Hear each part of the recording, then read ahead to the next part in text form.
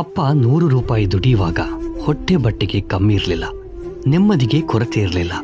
ಇನ್ನೊಬ್ಬನ ಆದಾಯ ನೋಡಿ ಹೊಟ್ಟೆ ಉರಿತಾ ಇರಲಿಲ್ಲ.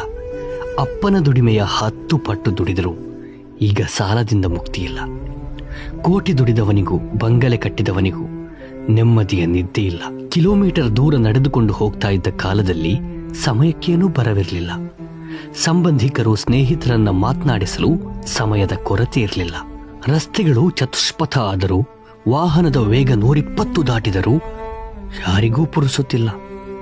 ಎದುರು ಕಂಡರೂ ಮಾತನಾಡಿಸಲು ಸಮಯ ಸಾಕಾಗುತ್ತಿಲ್ಲ. ತಿನ್ನುವ ಆಹಾರ ತೊಟ್ಟಿ ಸೇರಿದರೂ ಹಸಿದವನಿಗೆ ಉಣಿಸುವವರಿಲ್ಲ.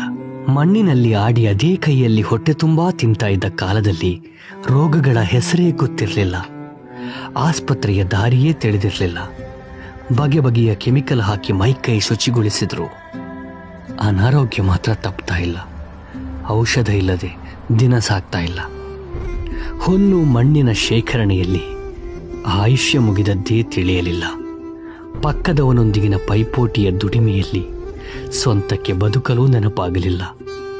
ಎಲ್ಲವನ್ನೂ ಗಳಿಸಿ ನಿಟ್ಟುಸಿರು ಬಿಡುವಷ್ಟರಲ್ಲಿ ಶರೀರಕ್ಕೆ ಆತ್ಮದ ಬಲವೇ ಇರಲಿಲ್ಲ.